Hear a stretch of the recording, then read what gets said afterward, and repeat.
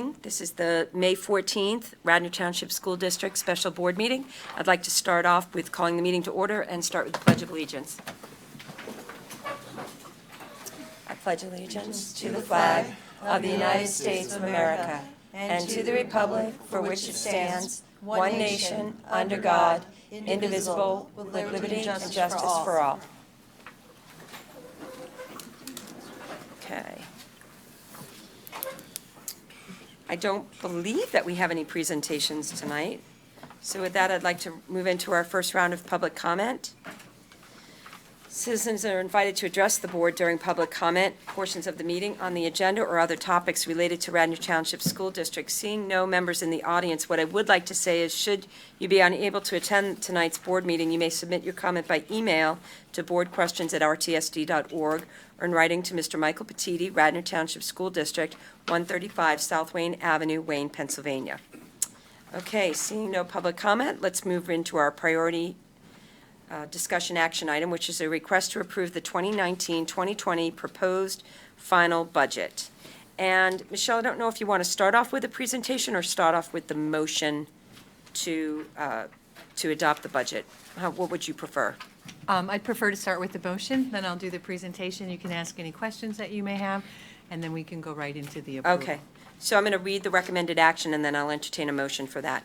That the board adopt the 2019-2020 proposed final general fund budget in the amount of $100,986,944, representing a real tax increase of 0.6717 mils, or 2.878% over the 2018-2019 budget. May I hear a motion for that? So moved. And a second? Second. Okay. And now we can have discussion or presentation. Michelle? So we can start with the presentation. What I'm going to present to you tonight is an overview of where we've come from the draft budget to the proposed final, and I'll entertain any questions that you may have. On January 22nd, the board approved the preliminary budget, which included revenues of $99,270,000. Expected expenditures of $101,194, and a shortfall of just under $2 million. That included a millage increase up to the Act 1 index, and authorization was given to administration to approve for Act 1 exceptions that totaled $1,170,954. We've made quite a bit of changes since we had that approval in January. You can see here there's been some increases and some decreases in various areas, such as teaching and learning. We've also included information that was given to us regarding the governor's proposed budget, increasing our special education and basic education revenue, which we've included in. We've also made some changes to how we're going to utilize our IDEA and access revenue.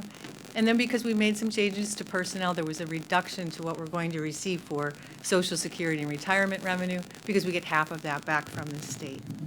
We're also requesting that we make some changes to the fund transfers. Those are transfers to our technology fund and our curriculum fund. We've made some reductions in those areas because of the technology initiative.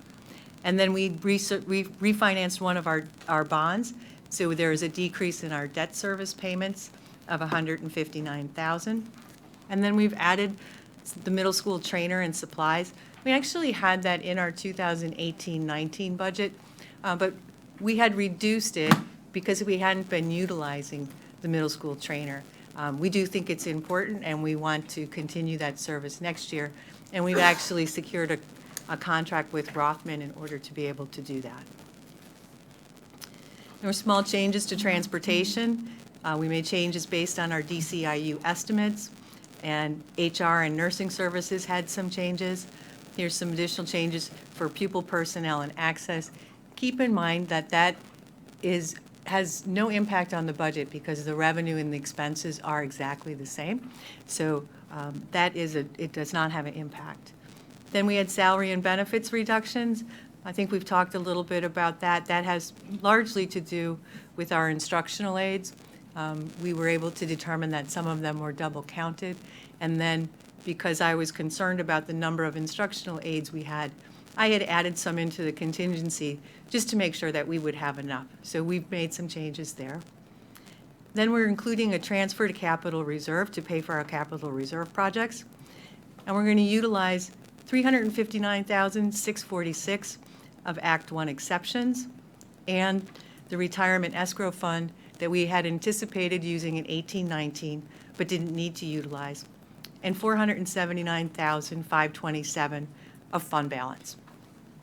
In addition to that, administration will be asking for a transfer of $500,000 to the capital reserve fund in before the end of this year, June 30th.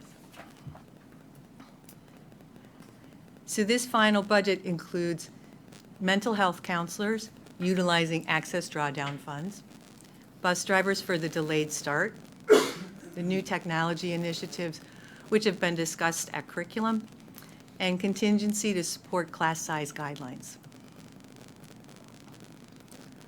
It includes a real estate tax increase of 0.6717 mils, or 2.79%.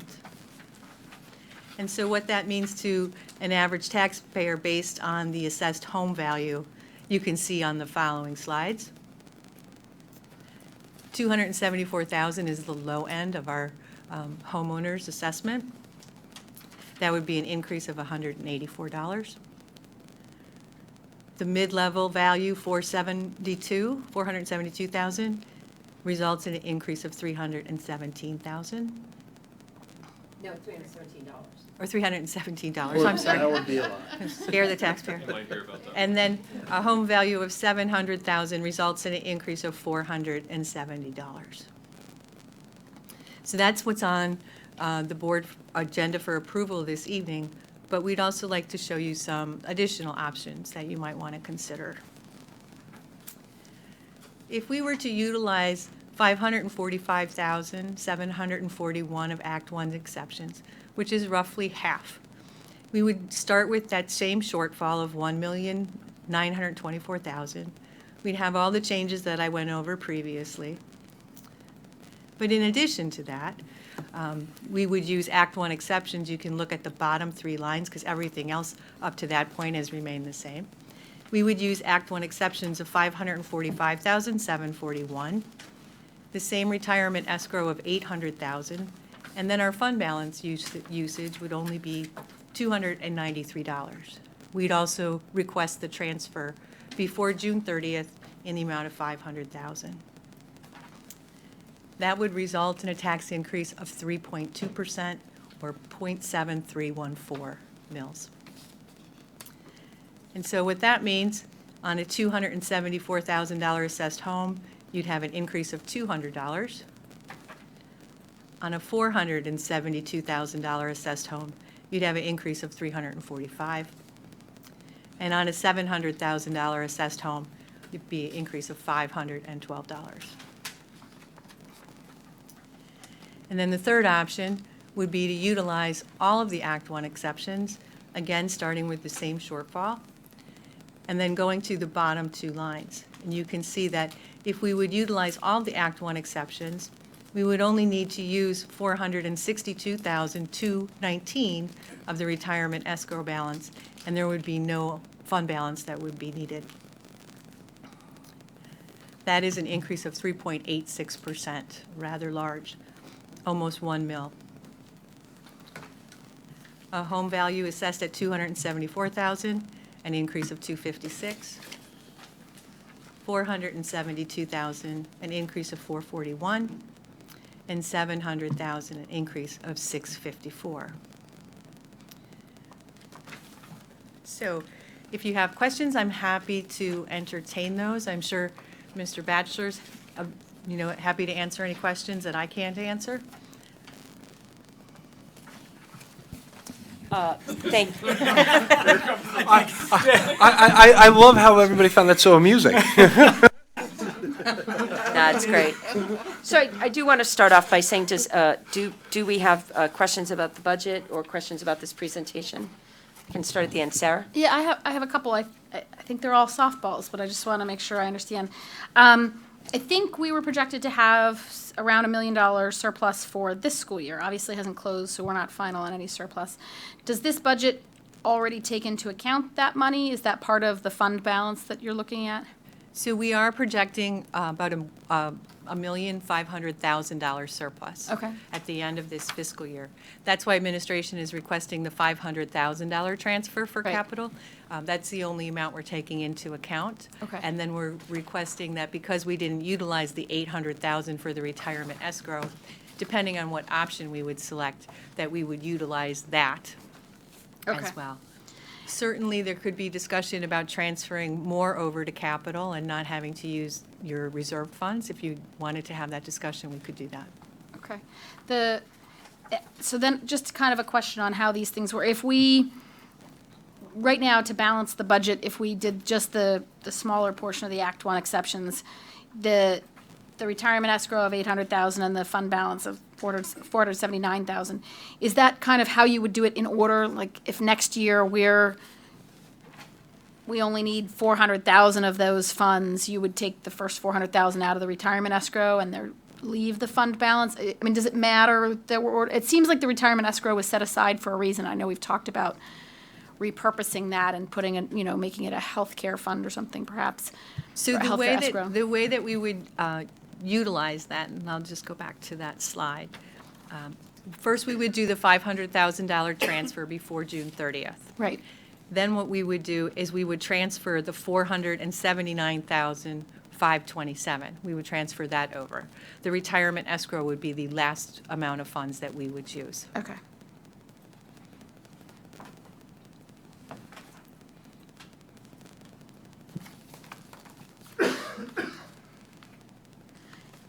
I think So- that's good. Michelle, Yes.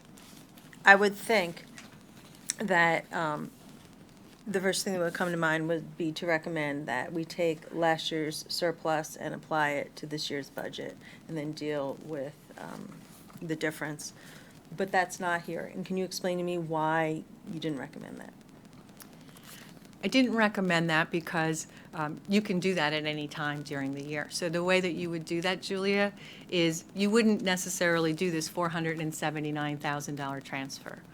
You would, and you can see on this slide, I'm picking up on the expense side, a transfer to the capital reserve, and the same amount of the fund balance I'm proposing to use. So what you would do is you would take that out, both of those pieces, and then what you ultimately would have would just be using the $359,000 of exceptions and the $800,000.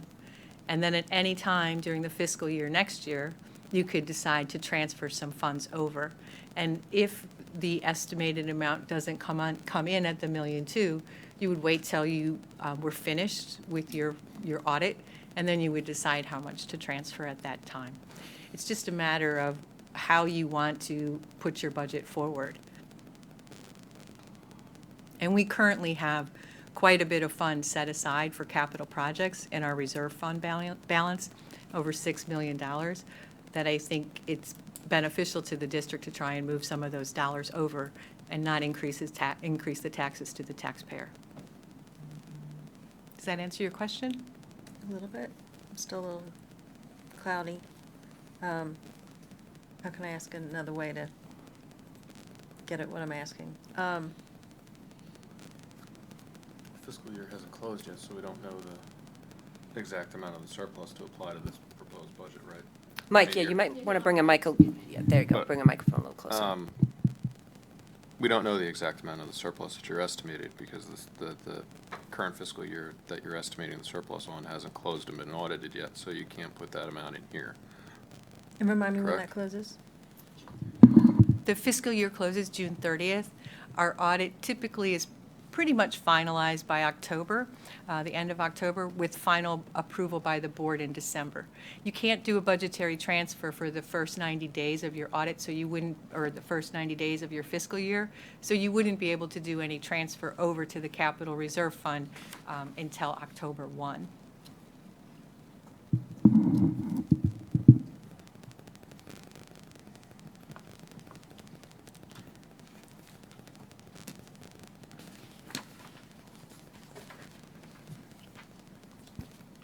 Julia, was that your only question, or you're looking? I think that's it. Okay. So Julia, one of the other things I want to mention is, one of the reasons why we keep funds in the reserve fund balance in Fund 10 is it gives us more flexibility, because once you move that over to Fund 32, you can't move it back. But if you leave it in Fund 10 and it's in a restricted fund balance account for capital projects, at any time if the board passes a resolution, you can move that for another purpose. And we just think that gives more flexibility. And isn't there a recommended ceiling on what we should be keeping in our capital fund? There's no recommended ceiling in your capital fund. There is a ceiling on what you can have as unreserved fund balance, and there's no restriction on what you can have currently in your reserved fund balances or your committed fund balances. Okay. And that ceiling's 8% of your previous That's year's what I was- expenses. Thank you. You're welcome.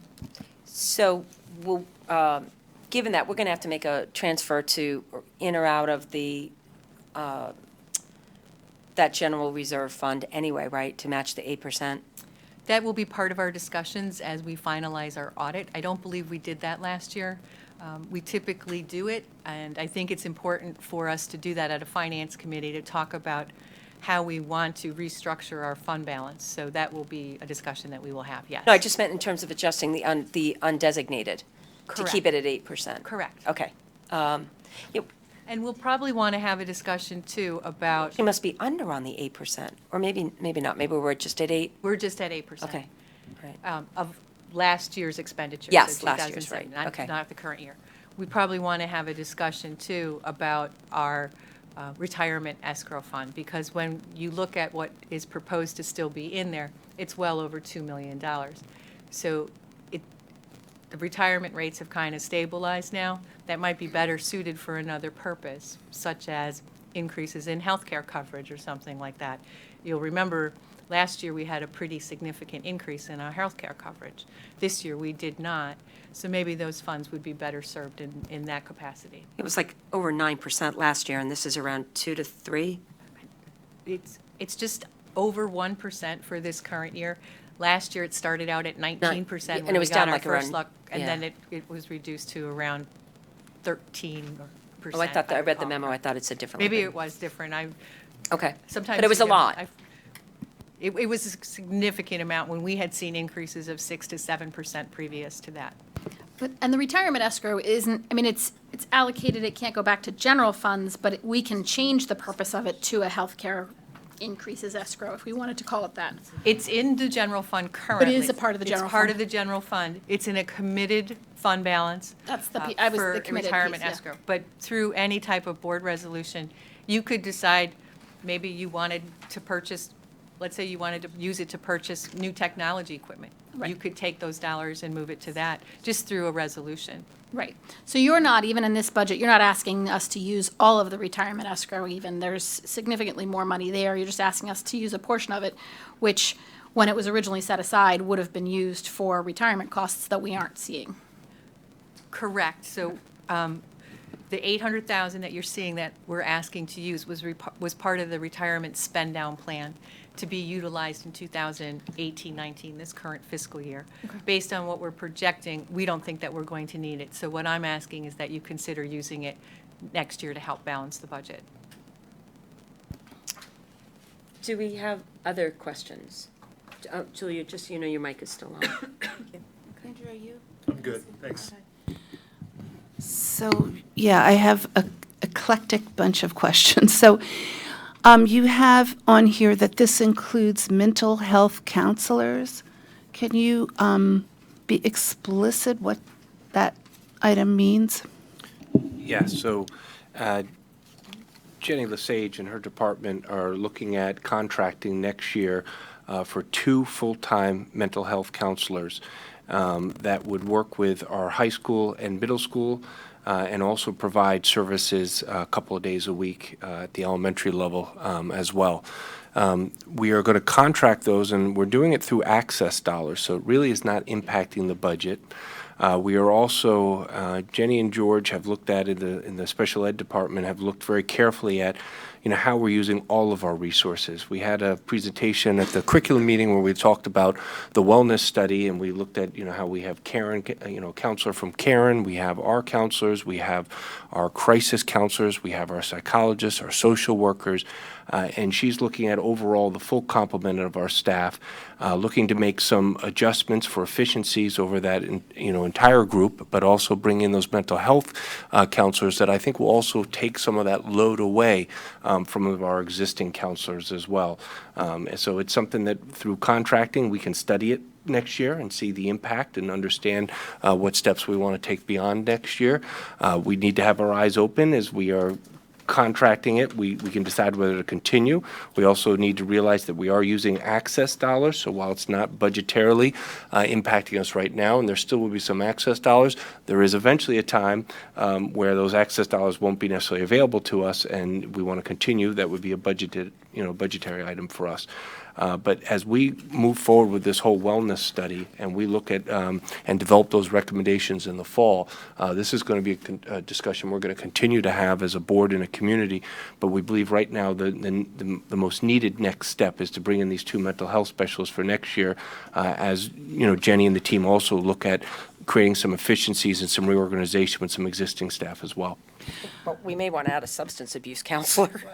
Well, I mean, and in a way, again. If you watched the curriculum meeting, you'd understand the Correct, context and of that's, that. but let's also be mindful too, that is why, we as a district brought in somebody from the Karen Foundation. Yeah. And then we have full-time. So there are a lot of resources we have. I think we also want to take our time to look at what is the most effective use of those resources and how can we use them. And that's where I really give the special ed department a lot of credit for looking at not only the skill sets and what we have, but how can we best utilize those resources and how the opportunity with the mental health specialist will help us to maximize our current staffing.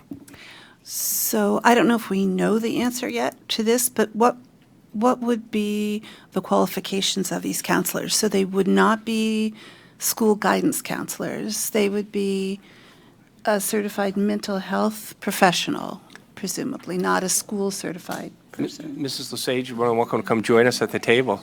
Aren't you glad I told you could have the night off and not come to this meeting? I did say that, didn't I?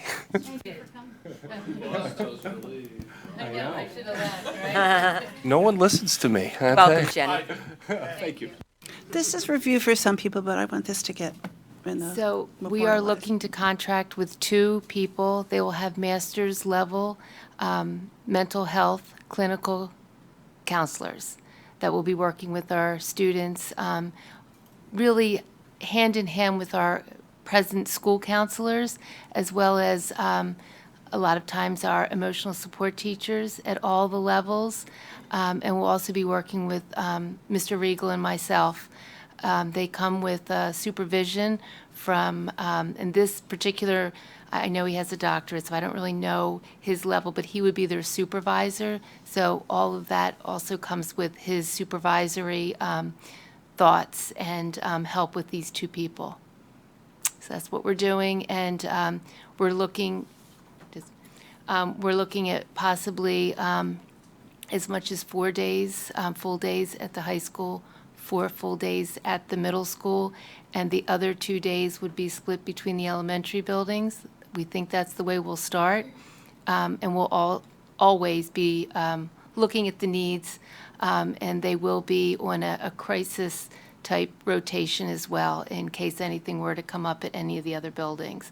But that's what we're going to look at. We're going to take data, try to figure out, make sure that we're doing the best we can for our students, and they'll be working with our staff, and our staff is going to help us know where these needs may be from time to time.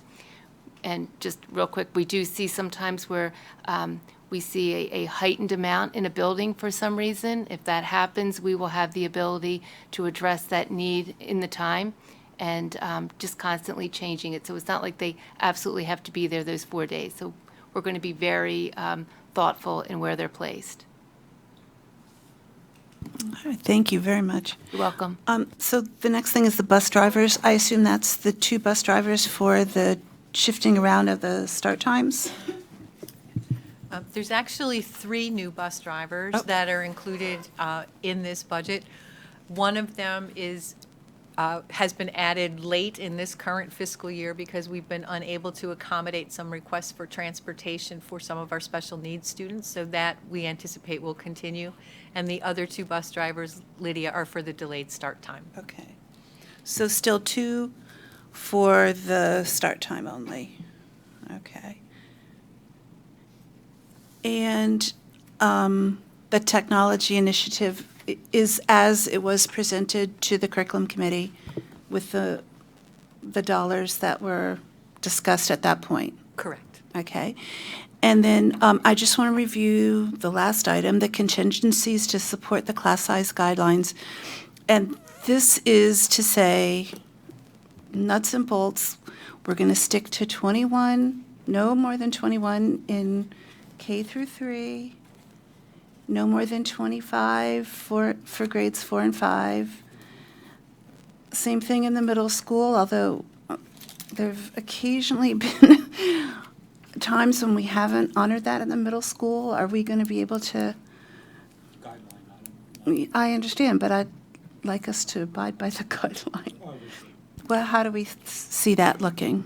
Yeah, so we're going to continue the way we've done the last 2 years. August 1st, I believe, is our deadline, and that we have used as August 1st. The last 2 years, we have staffed based on those guidelines.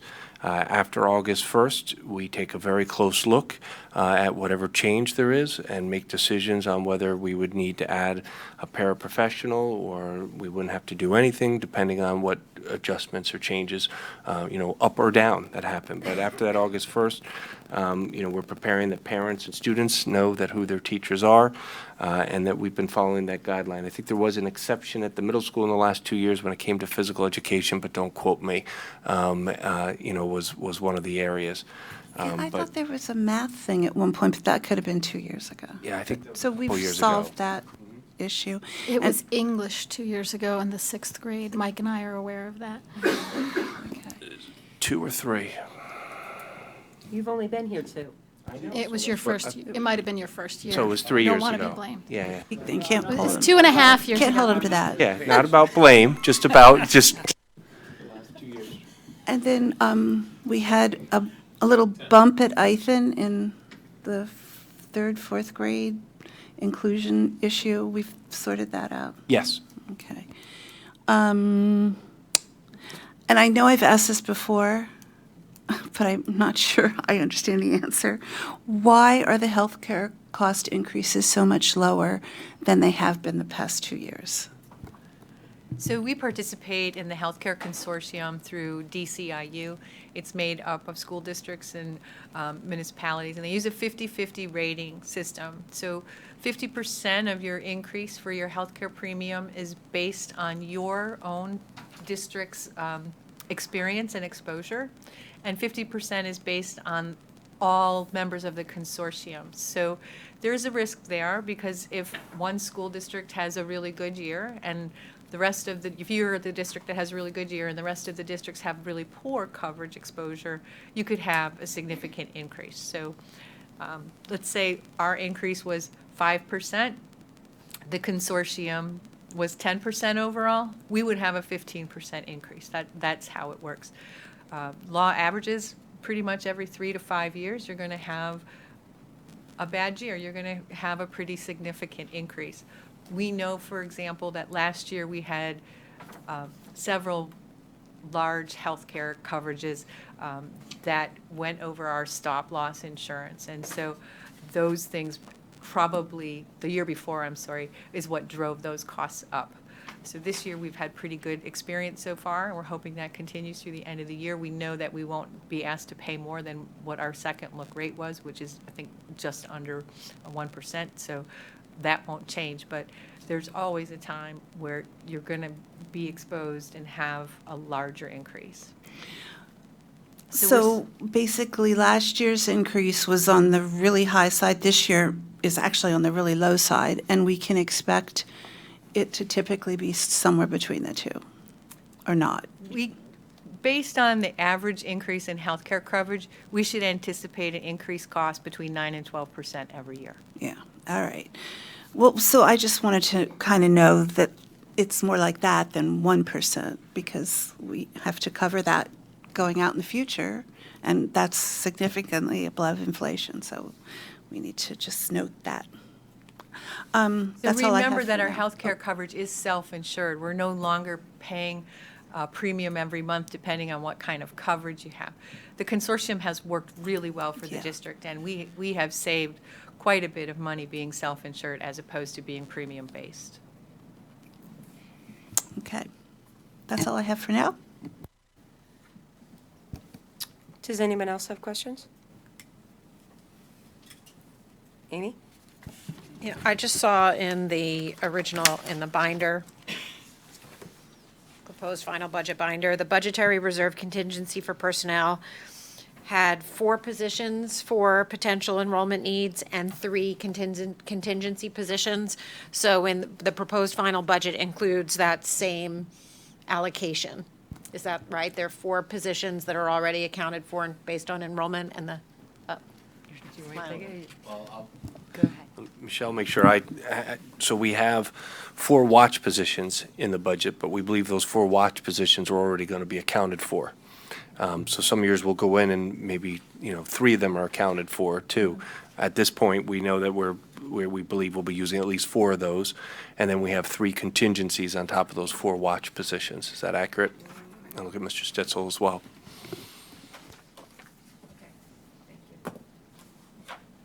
and I guess the other thing is the fund balance is coming from the unrestricted fund balance, that 479,000, is that coming from?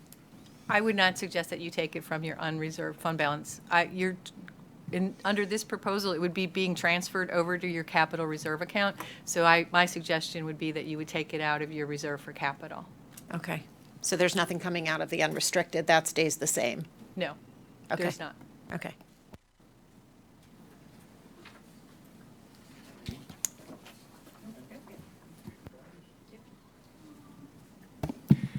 I just have a couple of questions.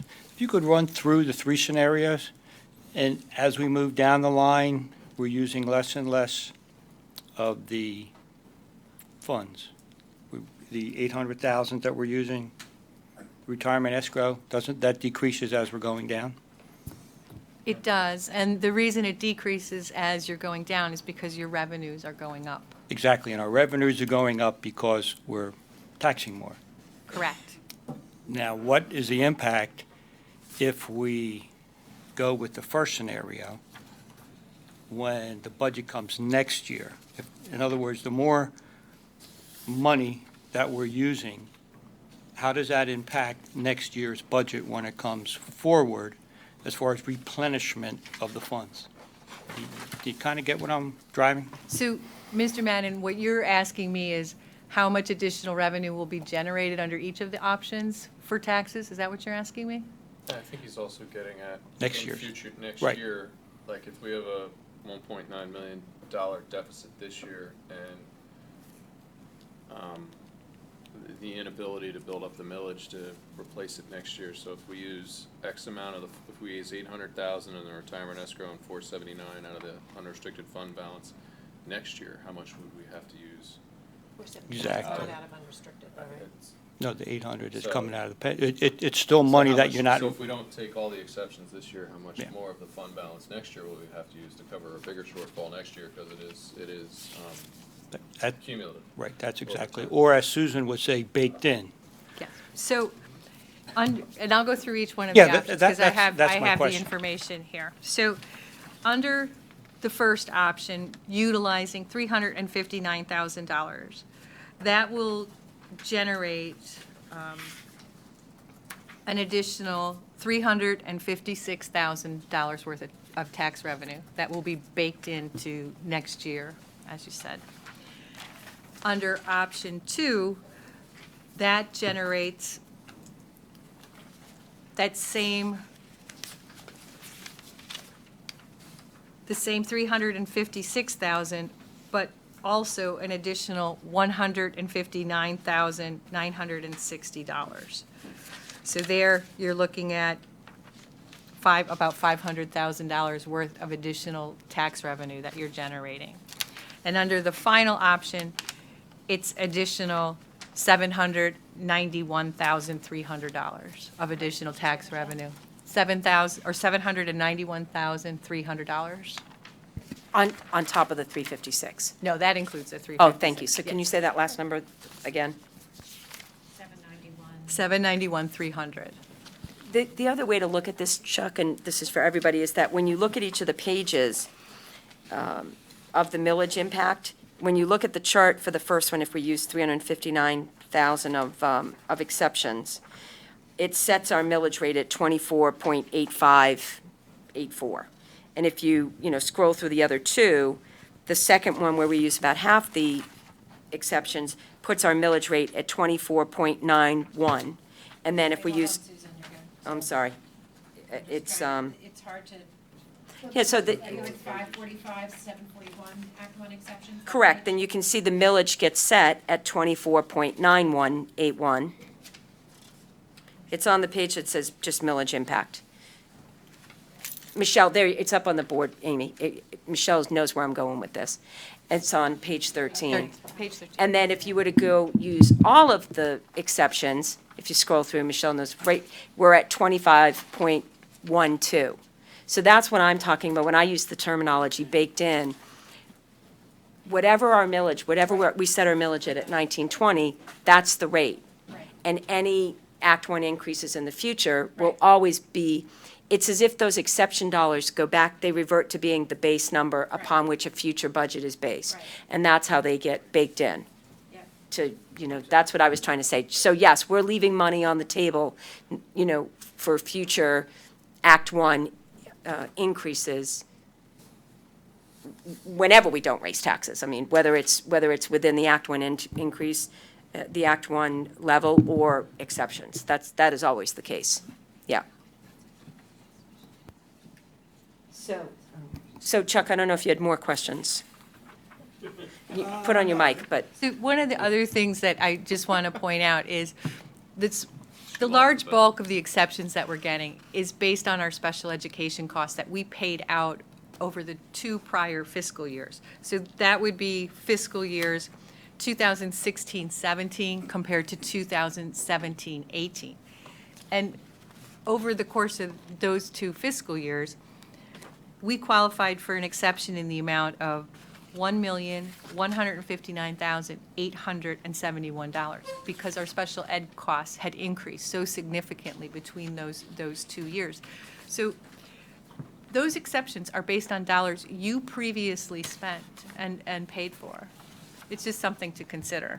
But they're. Remember but- last year, we did not, last year we qualified, and again, this is part of that ebb and flow of it, but we qualified for only, I want to say, 14 or 17,000 of exception dollars, which we did not take advantage And of. it was not for special ed, it was for retirement. So, right, but so that special ed increase we had in the 1 year that was 2 years ago, have we decreased our special ed costs in the meantime? They haven't gone back down such that we don't need that much. I'm assuming the special ed costs that went up 2 years ago either continue to rise somewhat or stay the same, so it's still money we need to have in our budget for every year going forward. Right, it's the money we've already paid. It's the money The we've- exceptions, one way you can look at it is the exceptions that they gave us now are for money we've already paid out 2 years ago. So if we take them, it's like the state is finally letting us collect the tax dollars we've already paid for Right. teachers and other special ed exceptions 2 Right. years ago. And to Chuck's point, I think what he's trying to get at, but neither one of us can say. Mike, make sure you have the microphone. Neither one of us can say it too well, is that, if we have a deficit this year, oh boy, now I can hear myself. Can I hear myself now? If you can, have a deficit of 1.9 this year and we don't take the exceptions next year and we're using all this fund balance, next year we're going to be even deeper in the hole because, the budgets Well, go up. So then we're going to have to use even more and more, and eventually we're going to run out. To fund your balance, point, though. If we don't take the exceptions to replenish it. to your point, though, and Mike, to follow up on that, if you look on our major function, major objects tab, you can see that just for special ed, the special exception dollars that we qualified for this year, Michelle, that's based on, did you say 16, 17? Correct. All right, so 16, 17 or 17, 18? It's 16, 17 compared to 17, 18. If you Right, that was the $1 million increase that we received, that we saw back then. So then next year would be based on, It's based on actual expenditures, not budgeted. And keep in mind, it is actual 1,200 to 1,290 expenditures. Right. So when we talk about special ed, we're talking about the function code, not necessarily the things that Mrs. Lesage is responsible So, for. we just passed a resolution about charter schools. Well, we're a district that's not impacted by other districts. We saw those numbers are going up.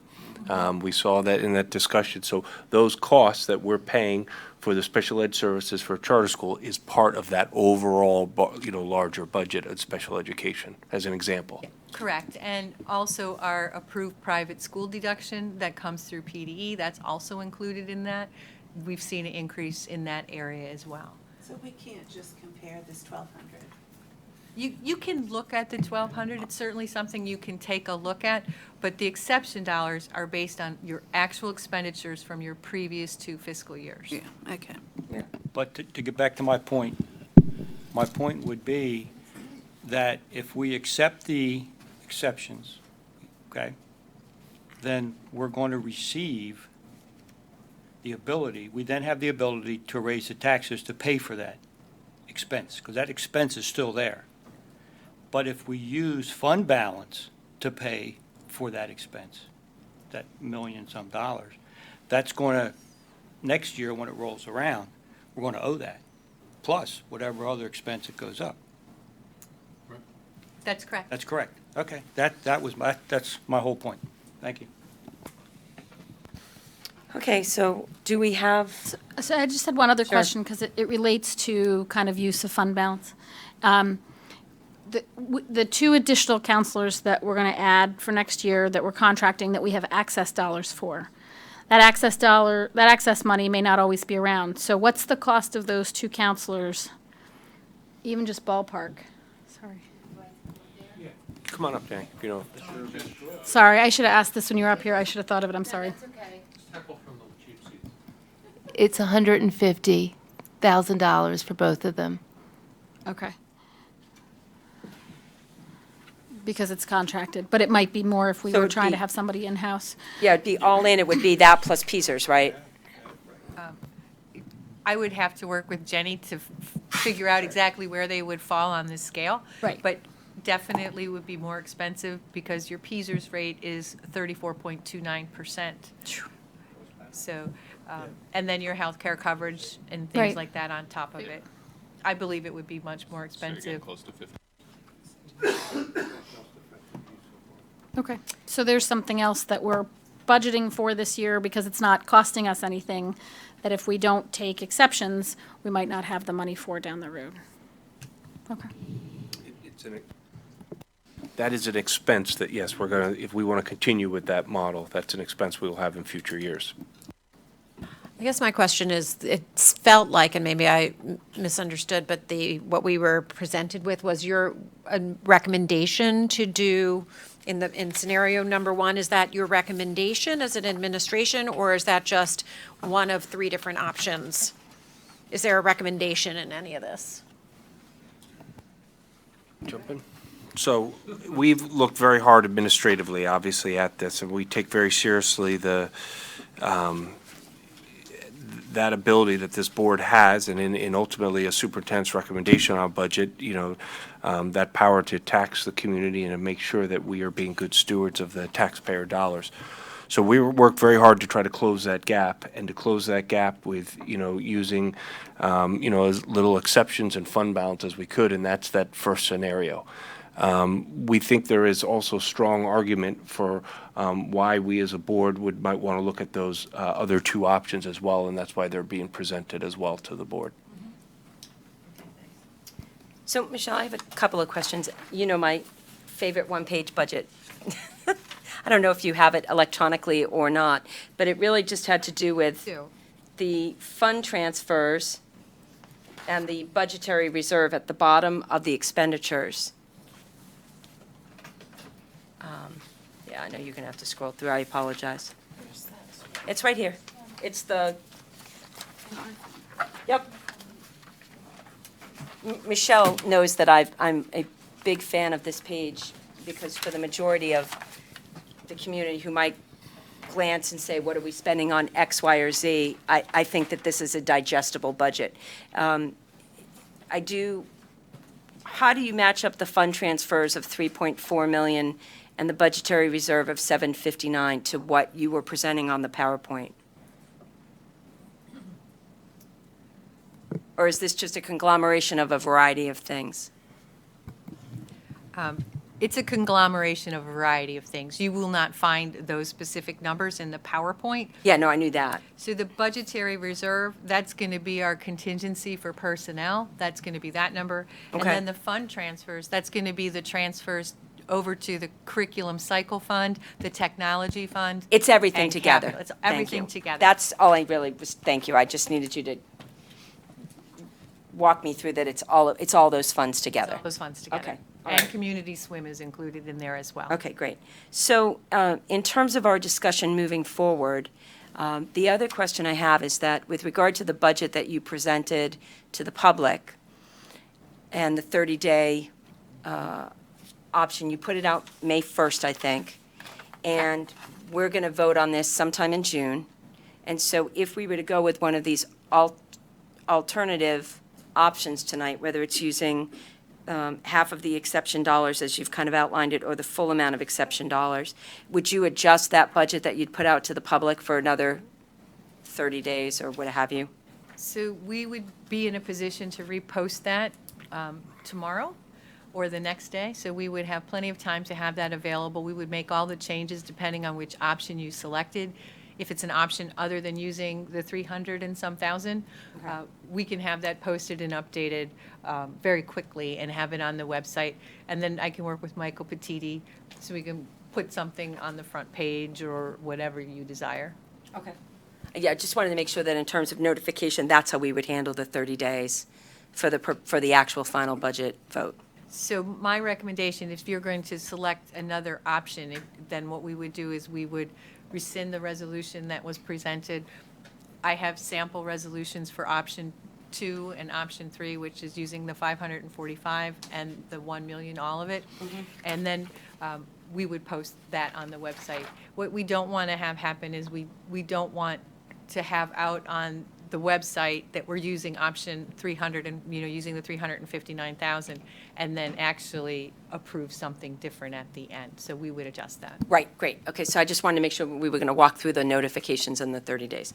So that's really if we don't have more specific questions about kind of where you've brought us to date, and Michelle, I do want to just thank you for all your hard work on this. You and I know the administrative team, and Ken, thank you so much. You've done a lot of work since our budget meeting last month, and I really appreciate it. You found all those buckets and did all your magic with the budget, so I appreciate that.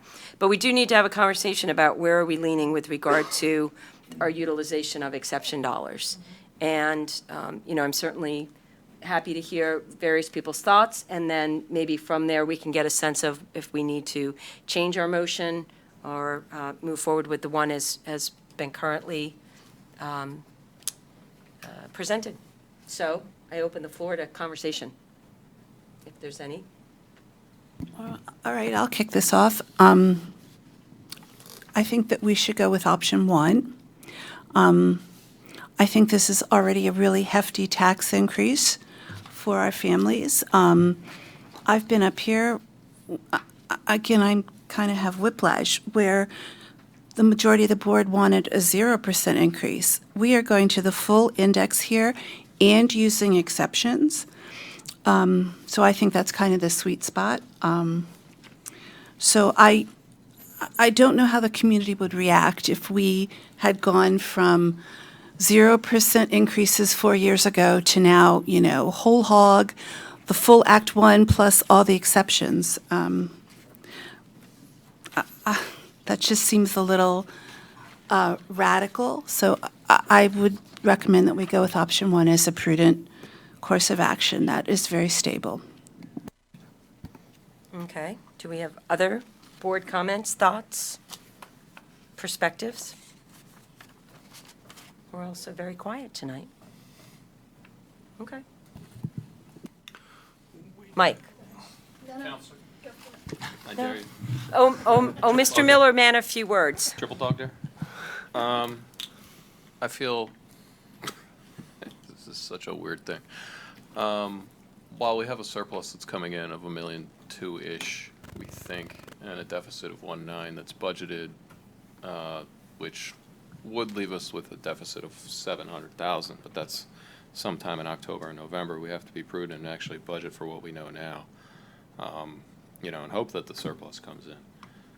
As for taking all the exceptions, I would actually argue that we need to take all of them and go for the full 3.86% property tax increase. It's also, I love hearing from people, that complain now that were on this board years and years and years ago, that this is too much when there wasn't a budget under 6 for decades.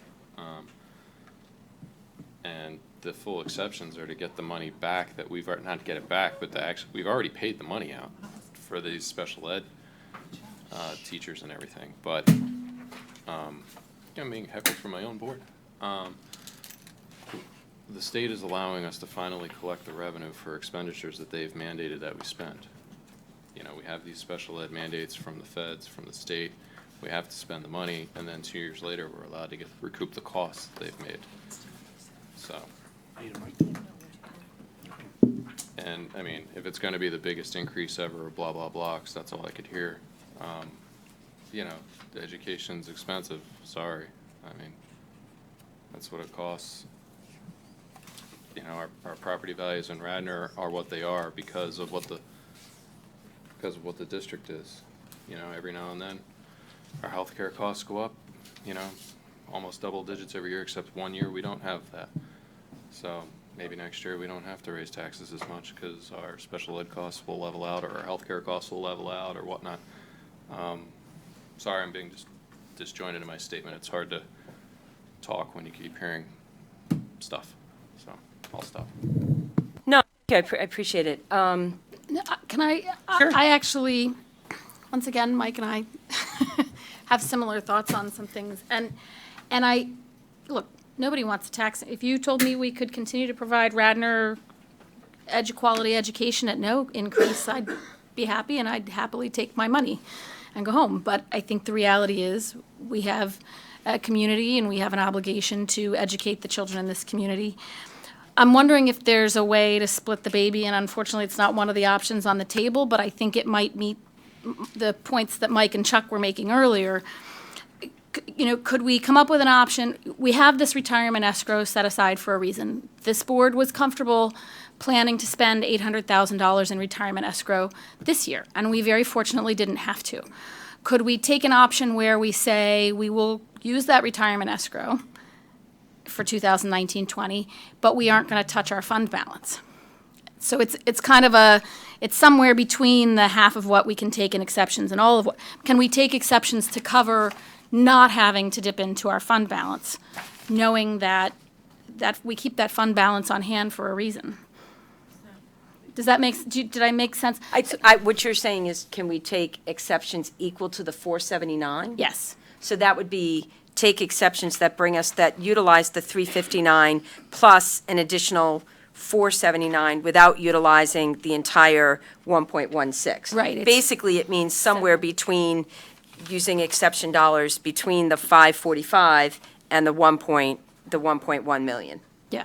Okay, I get it. Mike, I hear do you what see you're the saying. point? Because my thinking is, if we've all been willing to I'm spend. not looking quizzically at you. I'm trying to search for something. Oh, okay. No, my thinking is if we've all been willing to spend the $800,000 in the past because it was money set aside for purposes like this, then it seems reasonable that we would be willing to use it now. But if there's hesitancy about using fund balance when we are entitled to an exception because we've had these expenditures over the last 2 years, that maybe we use the exceptions at least up to the dollar value of the fund balance, to avoid having to dip into the fund balance. So I'm following exactly what you said. I'm not sure how everybody else feels about it, but I follow what you're saying, and the logic makes sense to me of what you're proposing. I don't know if Andrew or Amy or Chuck, if you want to chime in on anything. Julia? Oh, thank you. It's an issue that we always have to and I'll use the term loosely, wrestle with, okay? And it's whether we should use our fund balance to pay for a reoccurring cost. Now, we have a deficit, and we're getting the exception of, a special education exception, because we have spent that money in special education.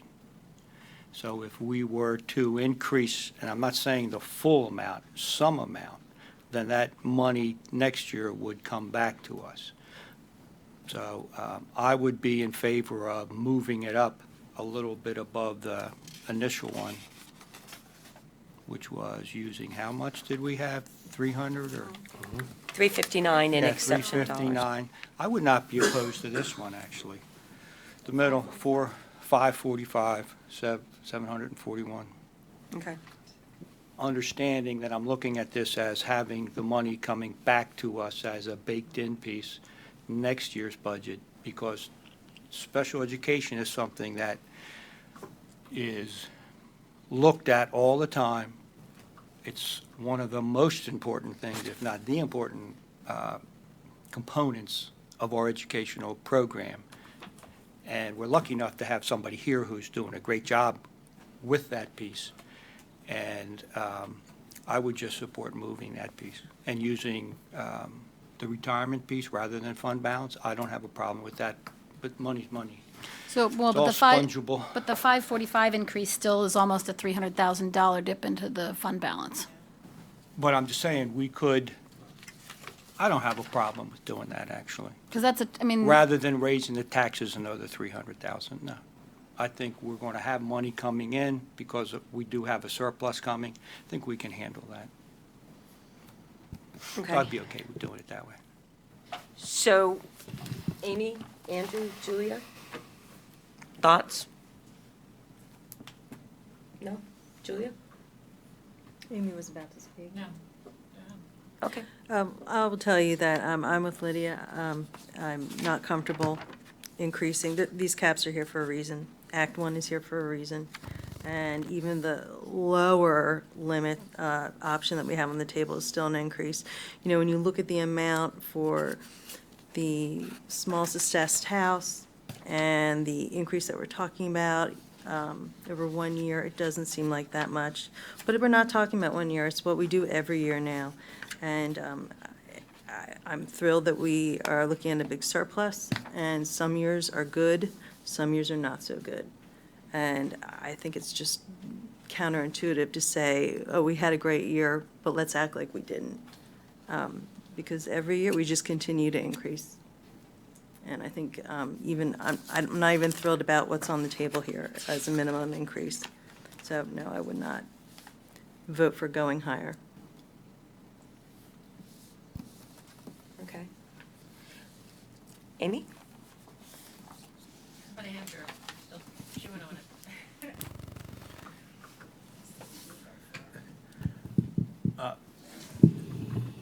I mean, I just think it's important to insert into the conversation that we're working within certain restrictions with Act One. And so, you know, you have to sort of weigh the benefit of, you know, when we raise taxes, it's done very thoughtfully, very carefully. And I see that we have a very well thought out presentation here. We have a handful of options. I'd like to ask, Michelle, if you don't mind, I'd love to follow up with you. I just have some questions that I'd like to address to you individually, just more of a big picture type of conversation, because I'm going to be completely honest that there are certain aspects of this document that I think I could use a little bit more information about, just in terms of my own edification, if you will. Budget issues are not exactly my bailiwick, so to speak. And so to weigh in a more informed way, I think it'd be best if I address some of those issues to you individually, if you don't mind. So here's the good news, and I'm sure Michelle, you know, is that we have a requirement as a board, starting in 2020, to do, board training, hours of training, and I've already spoken to Michelle, I think I've mentioned it to Ken, I think that having opportunities away from the budget cycle to get more specific training and, wrapping our heads around the budget terminology and the budget process is going to be a really good learning opportunity, particularly, in the fall if we have new board members. Well, we will have new board members. That will be a really good learning opportunity away from the budget cycle. And because the fact of the matter is that if you don't work in this every day, it's hard to be facile with terminology and with the budgeting process and a financial, cycle that's not your, something that you're engrossed in, day out, and even, the terminology. So, I think we'll look at that as it's going to be a really good opportunity for, a variety of people. I'm not sure I really heard where you stand with regard to where your direction is going, so maybe I'll let you ponder that for a moment. Amy, do you have thoughts, questions, comments? Yeah, I mean, I appreciated what Mike said about, Sarah, I think Chuck said it too, about the fact that you can look at the exceptions as money that's already been spent out of our budget that we have an opportunity to recoup. It's none of taxing isn't a good scenario any way you slice it. And I think we have to be really judicious about how we approach it. But the fact of the matter is we've spent money. And I guess I hadn't really thought of the exceptions in that framework of a way to recoup what it is that we've already spent. And if our special education expenditures go up next year versus what they've been this year, then we'll qualify for exceptions again, but we might not. The exceptions only come if you've increased from year to year. We have no way of knowing that, I guess, at this point. The part, I guess, that is just the fund balance piece for me is, and I've thought this since I got on the board, because we've had fund balance conversations for a while about whether or not you use fund balance. And one of the questions I've always wanted to ask my fellow board members is, what would be a good use of fund balance? I think there's a philosophical divide about whether or not you should use it, but what does qualify for why you would use it? And we've never really had that conversation. I don't know if boards do, but I've often wondered, well, what is that rainy day? People refer to it as you save it for a rainy day, and everybody's definition of a rainy day might be different. So that's why it's always hard for me to know exactly how to come down on using fund balance, except for the fact that I guess there are instances where you don't necessarily know if you're going to be able to replace it. In this case, the fund balance is a little confusing to me only because it sounds like some of it that's going into the fund balance that we'd be using, if I'm understanding this correctly, Michelle, is money that would be drawn from our surplus. Is that right? So it's not really taking the existing funds as we have them and using them. They're essentially, if there is a surplus, the fund balance we're using is coming from money that's been transferred into that fund from a potential surplus. Is that correct? Good question. So it's money, it's all fungible, and I think Mike's point is this. Well, so maybe a different way to look at it is that because we're not audited yet, you really can't look at this year's potential surplus as spendable money. Gotcha. You have to look at what a prior year's surplus might be if you wanted to think about it that way. Right. And last year, we had just right around $1 million. And so, this year, Michelle is sitting here telling us what she expects it to be, but that's the purpose and the point of an audit. And I wouldn't want Michelle to I don't want to put you in a tough place, Michelle, because that is the point and the purpose of an audit, is that she can tell you what she's projecting, but the fact of the matter is until the books close and the bills are paid and the audit comes in November, this is not money that we should be banking on. Right. And I think when you look at the size of our budget. And it's and 1%. And I was going to say, coming in at 1% is just very good budgeting, so thank you. Yeah, no, that's exactly. So, it's all in various accounts and various funds and, except for our restricted funds and Fund 32 and 17 and, money that is actually regulated by the state, what's sitting in our general fund balance is designated, but it's not. That's the difference between designated and restricted and, procedurally. So to answer your question, I like Yes. compromises. Well, I was gonna, yeah, good. I like compromises. They're not always easy to find, but I do think that, like I said, the exceptions are money that we have already laid out. I think I would feel comfortable, comfortable is not necessarily the right word. I think we might be well-served to use some more of the exceptions, but not necessarily is there a middle ground? I guess Sarah was sort of driving at that. Is there an option 4 here that's not yet on the table that would be that level of comfort for, it seems like, at least a fair number of us? So here's, hang on, no. So here's, Sorry, I'm gonna help what? Michelle out on this one. Because I haven't actually weighed in yet about my thoughts on the use of exception dollars. Susan, can I just make one point to Sure. Amy? I mean, I think we have been fortunate the last couple of years that we've had a great money manager and we've come out with a 1% surplus, it seems like.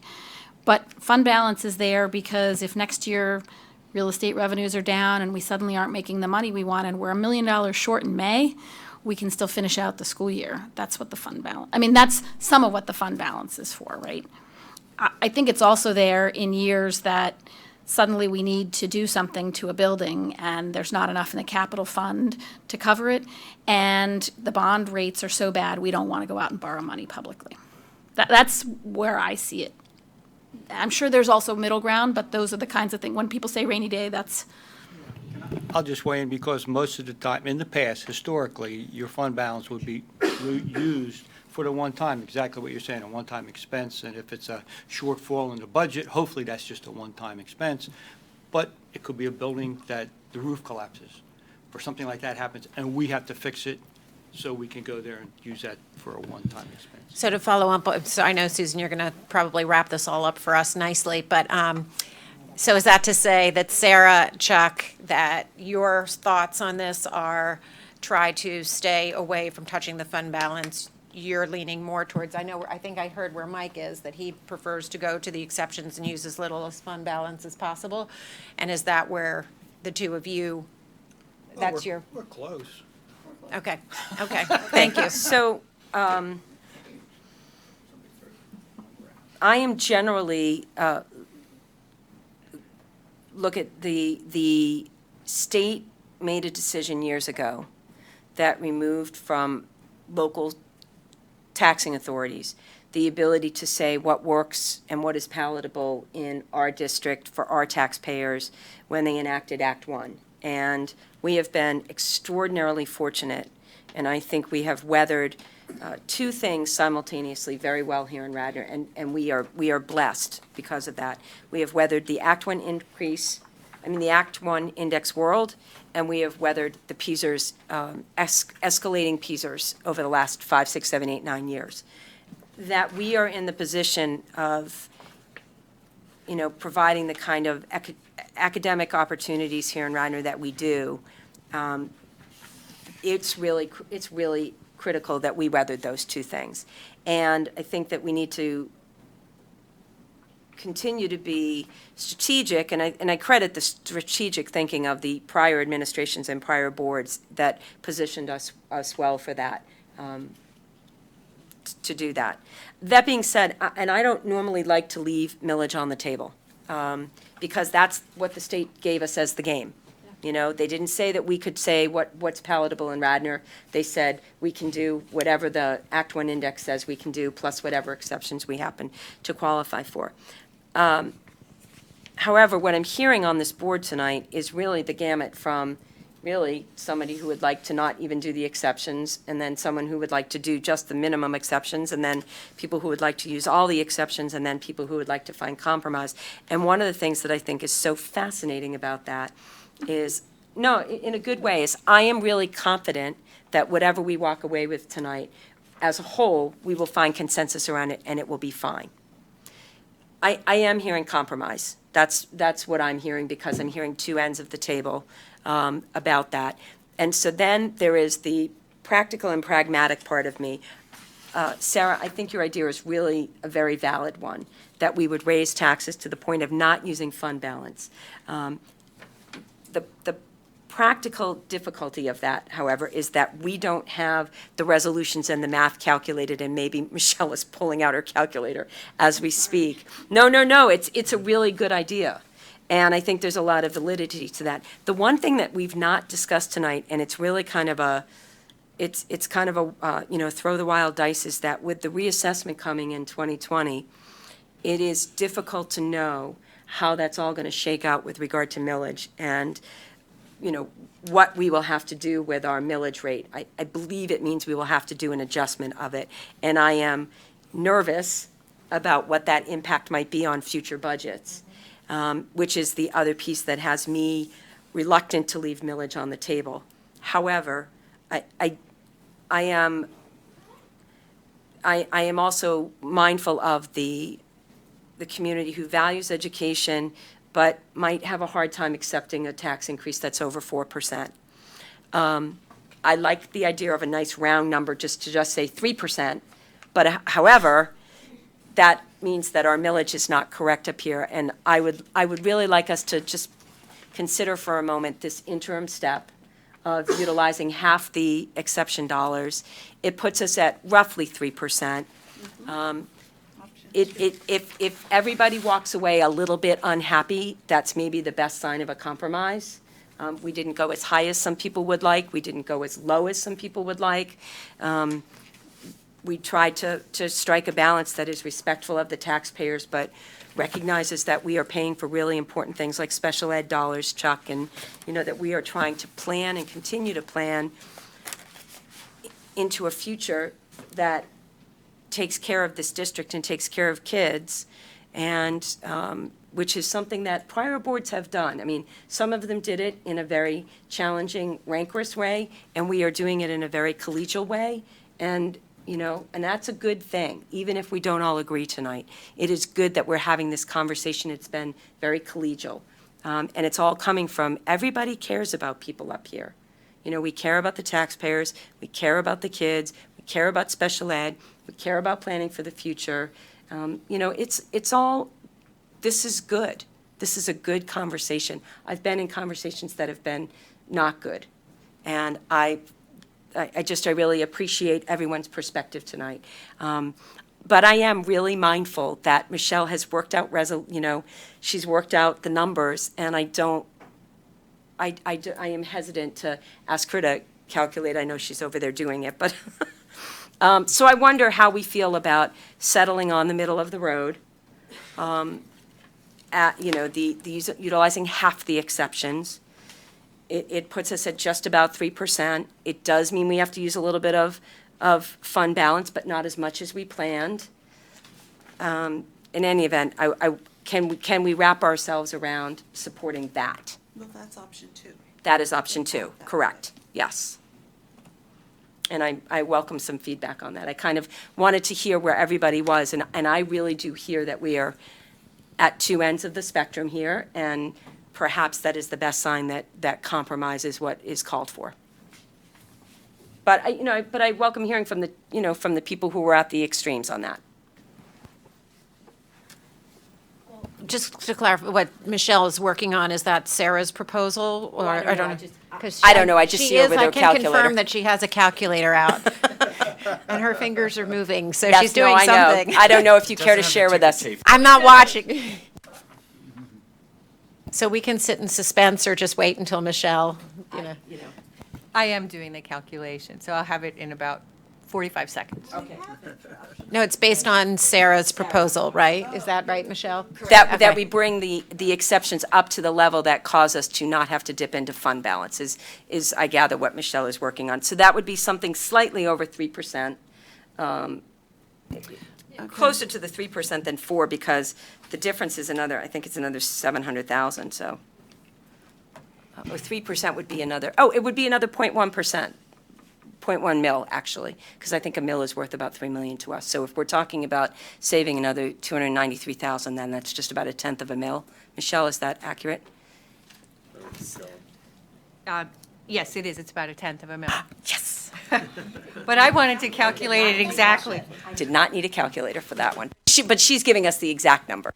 So I do have that information, and I mean, I could modify a resolution if that's what you want to do. Could you tell us the numbers in terms of the percentage and the, what it would put the millage rate? Oh, you didn't, oh, I you could did. just tell the I millage did. rate, yeah. So under that proposal, the millage rate would be 25.0123 mils. And Can you say that again? 25.0123 mils. And that would be a 3.4% increase. Okay. And that would not utilize any fund balance, but would still utilize the 800,000 of retirement escrow. And how much is it, how much of exception one? So how much of Act 1, yeah, the exceptions? The exceptions would be the, Oh, it would be the 359, it would be the 359 plus an additional 293. it actually is a little more than the 293, because that 293 would be at 98%. It would be 299,420. So 300, so just a tenth of a mil. Just a Yeah, tenth of a okay, got it. That doesn't make sense. It's 299,420 plus the 300 and whatever. It's 299 plus the 359. So what's that, please? Roughly 648. Roughly 648,000. 648. Is that what you have, Michelle, 648? I'm using Todd's calculator in his phone, and it's got a passcode on it, so I just turned it off. Because I thought I was done. Don't you have Excel? Not on this one. 299, 420. That was the coolest thing when I could have Please don't say we're sundowning. that was like third. No, I know, I'm kidding.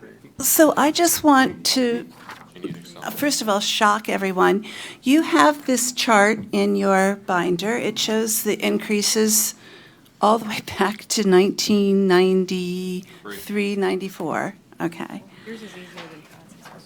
So I've been a person up here for years fighting for more money for our schools, fighting, literally, very, very contentious budget conversations. But what it boils down to for a lot of people is respect to the taxpayers. It's balancing the needs of everybody. It's looking at what the school really needs versus what we want, and understanding that many people in Radnor live paycheck to paycheck. Those people aren't here tonight, but I have heard them through the 10, 11 years I've been on this board. So I want to just point out to you that if we go with this option 4, that would be the largest increase, except for 1 year, that I've ever seen since I've been on this board. And I think education in Radnor is excellent, and we have put in some very innovative new programs with the money that we've got, which means we've got good management. I can't support that. And I know this shocks everybody, but I don't think that's respectful to our taxpayers. And so again, looking at these percentage increases over the years, truly, option 1 is still quite a large increase. Option 1 coming in at 2.78 is still, look at the chart, it's way above, there's only a couple years that are even higher. And some years are significantly lower. Yeah, but Lydia, there are years in those significantly lower where we were cutting teachers and administration, and I don't think anybody wants to go there. Right, which is why you have years where. Where you suddenly had to go back up to make up for it. I think we're trying to But be. you've never had to go above, you've never had to go up to 3, 4. Because you kept They did it in using stuff out of 2016, fund balance. 17. Yeah, because we'd Because gone you to kept took- negative. We've Because had you a took money negative out of the increase fund the year balance. We had a before. $20 million fund balance a few years ago, now we don't have it. So I'm I mean, proposing. there was a 7% raise in 08, 09, 5 in 07, 08, I mean, 3.9 and 09, 10, so.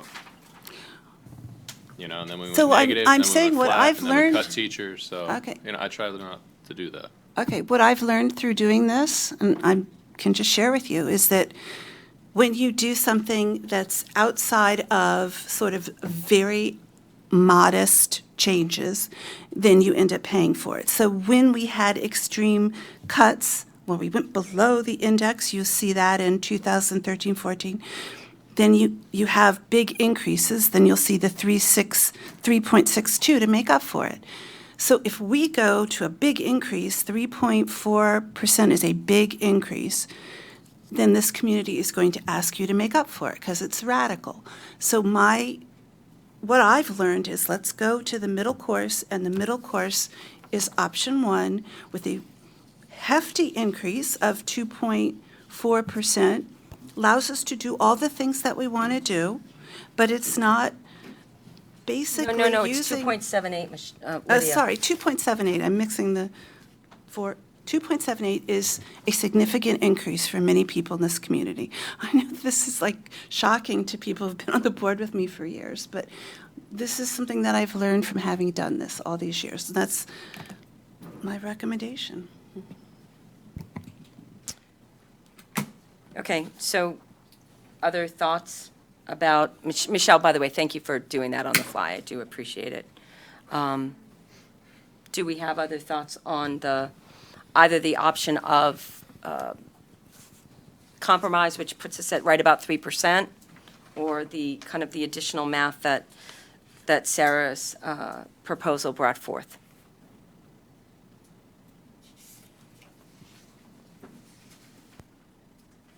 All right, I'm not hearing a lot, and we really do have to make a Chuck, decision you've also been on the tonight. board for a number of years. What's your thinking? I mean, I absolutely agree with Lydia that 3.4% even, it's a big number in this district. We also have recently given teachers good raises because we want them to be able to stay in our community. I mean, we have expenses to cover. We do, and that's the complicated part, okay, that we have to kind of look at. I have been here when we did 0 budget increases, and we did have issues after that. There's a time possibly when you can do that, but not only did we have a 0 increase, but when you use your fund balance to fund things, and it's not a reoccurring in the tax base, then the next year it's even worse. So that said, we're looking at a surplus coming back, okay? So to be here with $200,000, Act 1 exceptions, which would be Plan 2, I would not have a problem with this going with Plan 1, just to move this forward, because we are recouping. You I mean, thought when you you said say Plan 2 Plan before. 2, when you say Plan 1, you mean utilizing half of the exceptions? No, I do not. Plan 1, right here, 359,000.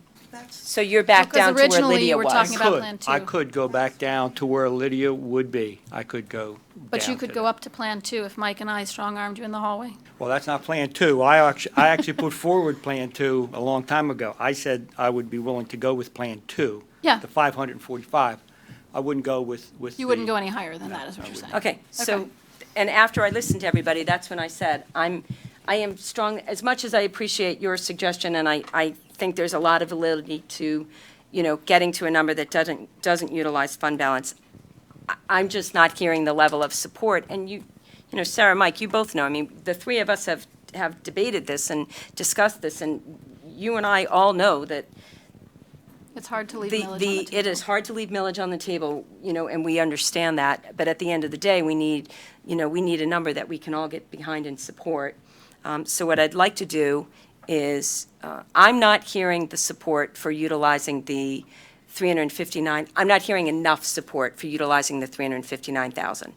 I know that there are people who would like to support that, but I'm not hearing enough support. I'm not hearing enough support for utilizing all of the Act 1 exceptions. And so what I'd like to do is, Michelle, procedurally, would I need to rescind the first motion and see where we come up with a different motion? You can just table that motion, Okay, and then we can move for a new motion, which I have here for you. okay. I'd like to But entertain. I just ask a question. Sure. Are you sure? Are you sure that there's not support for the 359?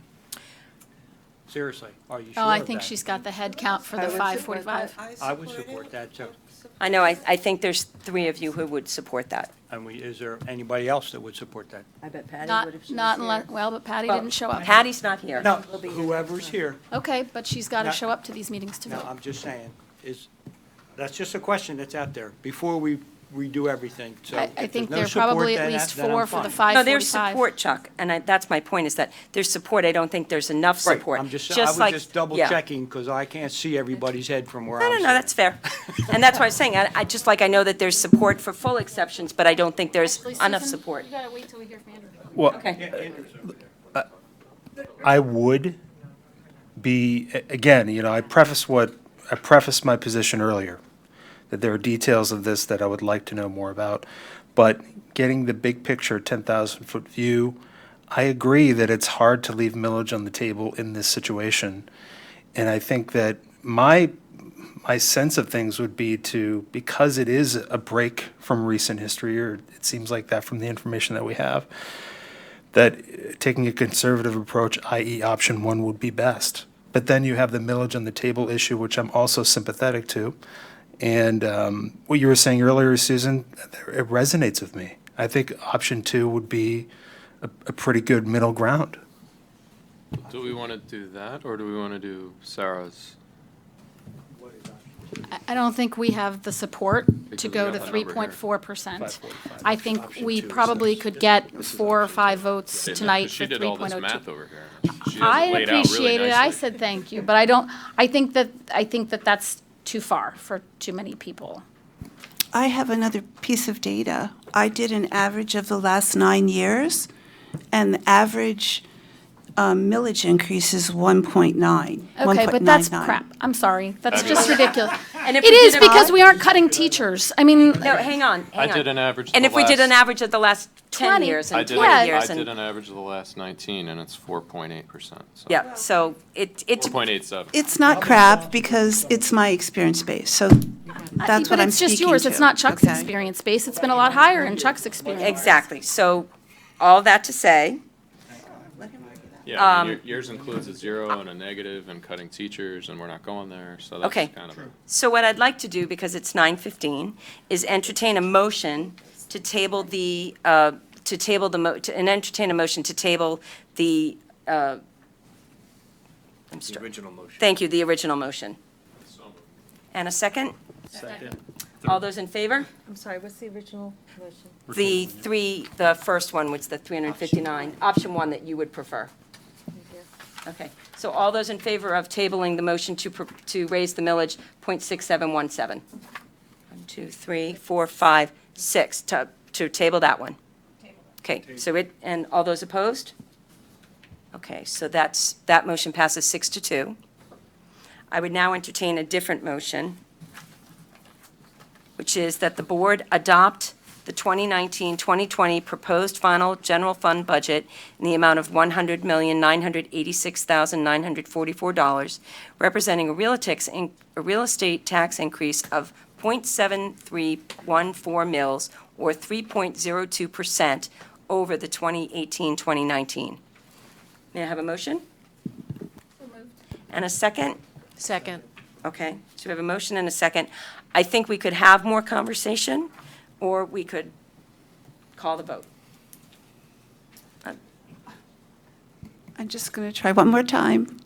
And it's not crap to say that these numbers that show the increases reflect what this community had said to this board. People came before this board pleading not to increase their taxes. So Sarah, it's not No, crap I to say appreciate that, Lydia, but I that think. these numbers but you reflect. can't- But they don't reflect the values of this community. They reflect years that we cut too many teachers. They reflect years that we had Okay. students in classrooms that had too many students. Granted, there's different viewpoints, but they do reflect what some people in this community pressured this board to do. It's not crap, okay?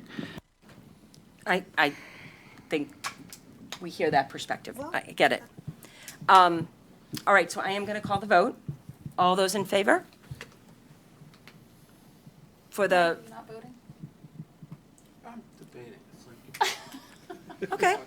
So there's 1, 2, 3, 4, 5. And then, yes, all those opposed? 1, 2, 3 opposed. Really? Okay, well, the motion for the, he voted They for already it. voted. You just can't see me. Unfortunately, I need 6 votes to have this approved because this is one of those votes where you have to have the major majority. Sure, okay. Recall it. So we are back to the drawing board, folks. Where can we find compromise? So, Mike, what's your objection to the middle ground? It's not enough? It's not enough, and we're gonna regret it in 2-3 years down the road.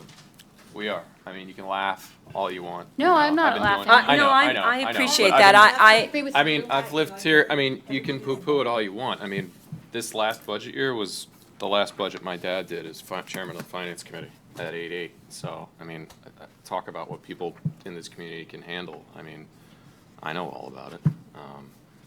Been living it Chuck's been living it forever. Yeah, I was here. You know, so I just think that we're gonna regret it in a few years. Well, that So didn't that's all. pass, so somebody throw out a number. So, I mean, you need this to pass 6-0 so that we can actually move on, or else we're kind of screwed in a month, right? 6-3.